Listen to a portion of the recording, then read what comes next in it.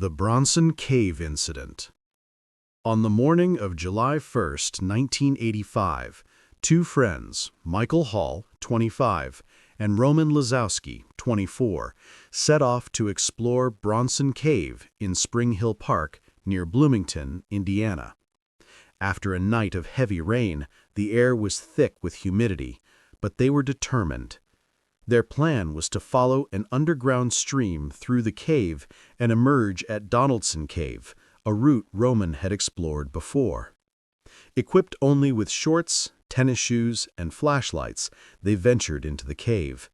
However, the expected stream had turned into a fierce torrent, with water rising to their waists. Initially, the rushing water felt exhilarating, but soon the current became too strong. As they attempted to turn back, the current overwhelmed them. Roman lost his footing and was swept away, crashing against the cave walls but managing to grab a narrow ledge. He shouted to Michael, who tried to follow but was immediately swept under the water. Michael's flashlight flickered briefly before disappearing into the darkness.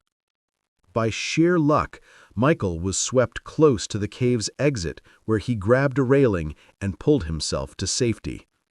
Bruised and disoriented, he ran for help, convinced that Roman hadn't survived.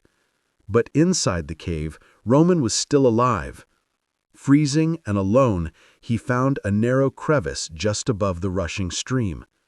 A small ledge, just wide enough for him to wedge himself in, offered a slight reprieve.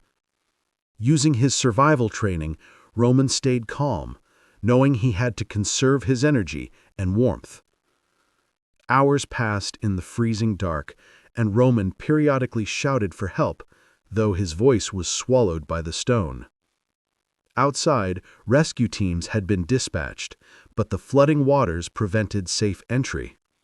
The rescuers had to drill from above, and after nearly 55 hours, they finally reached Roman.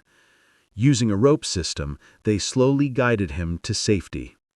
By 8 p.m., Roman was out of the cave, shivering and exhausted, but alive.